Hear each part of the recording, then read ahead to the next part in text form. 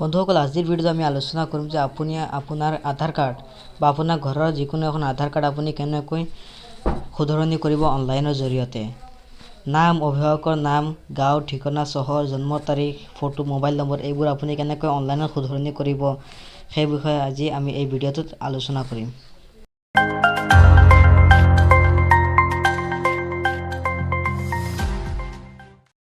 পোনপ্ৰথমে আপুনি কি কৰিব লাগিব, আপোনাৰ মোবাইল বা কম্পিউটাৰৰ যিকোনো এটা ব্ৰাউজাৰত যাব লাগিব। আপুনি যেনেকৈ ক্ৰম ব্ৰাউজাৰ, অপেৰা তেনেকুৱা যিকোনো এটা ব্ৰাউজাৰত গৈ আপুনি ইয়াতে URL-টো আপুনি ক্লিক কৰি দিব। URL-টো মই দেখুৱাই আছোঁ আপোনাক, Aadhaar বুলি কয় ৱেবছাইটটো।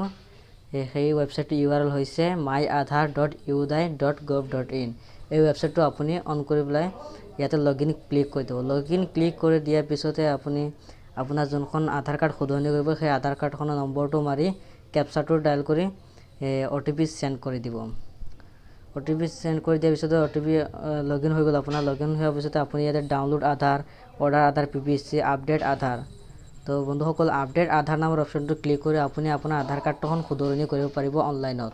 তো ইয়াতে আপুনি ক্লিক কৰি দিব। মোৰতো অলৰেডি ইয়াতে এখন প্ৰচেছিং চলি আছে, সেইকাৰণে মোৰ ইয়াতে অপশ্যনটো খুলি দিয়া নাই। নহ'লে আপোনাৰ ইয়াতে সকলোৱে ওলাই গ'লে হয়, মোবাইল নম্বৰ চেঞ্জ কৰা, ফটো, ঠিকনা সকলো ইয়াতে অপশ্যনবিলাক ওলাই আহিলে হয়।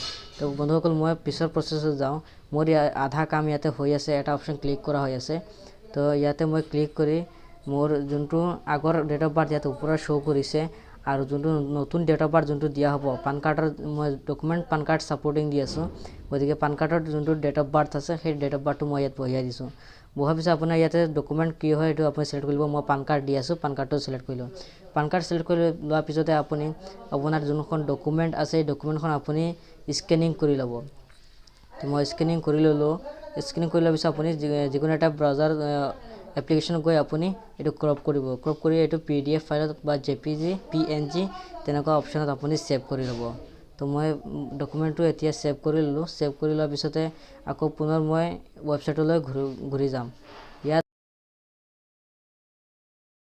অপেন কৰি লোৱাৰ পিছতে ইয়াতে অপশ্যন এটা আছে যে এটা আপলোড কৰিবলৈ। আপলোড কৰি ইয়াতে গৈ মই আপলোড কৰি দিলোঁ। আপলোড কৰি দিয়াৰ পিছত ইয়াতে অ'কে ক্লিক কৰিব। অ'কে ক্লিক কৰাৰ লগে লগে ইয়াতে আপোনাৰ ইয়াতে শ্ব' কৰি দিব যোনখন পান কাৰ্ড দিয়া হৈছে এখন। তাৰপিছত ইয়াতে ডাবল ক্লিক কৰি দিব, ৰাইট চিন মাৰি দিব, টিক চিন মাৰাৰ পিছতে ইয়াতে দেখাইছে যে মই এতিয়া পইচা পে' কৰিব লাগিব, সেইকাৰণে ভেৰিফাইড কৰিব লাগে।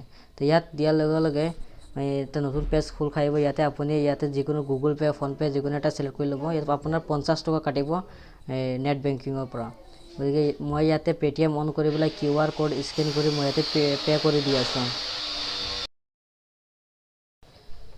পে' কৰি দিয়াৰ পিছতে আপোনাৰ এনেকুৱা লোডিং ল'ব, 15 ছেকেণ্ডমান লোডিং ল'ব। লোডিং লোৱাৰ পিছতে আপোনাৰ ইয়াতে ছাকচেছ হৈ গ'ল বুলি আপোনাৰ এখন ন'টিছ এখন আহিব। ইয়াতে ছাকচেছ হৈ যাব আৰু আপোনাৰ মোবাইলত SMS যাব, SRN নম্বৰ বুলি এটা SMS যাব।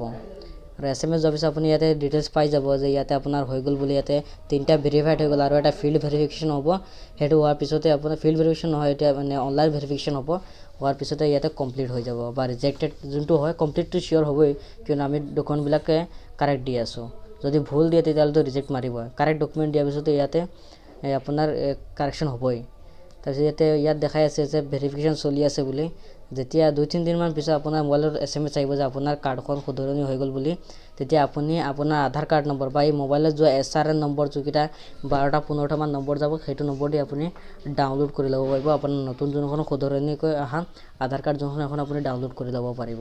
চ' বন্ধুসকল আজিৰ এইটোৱেই আমাৰ ভিডিঅ' আছিল।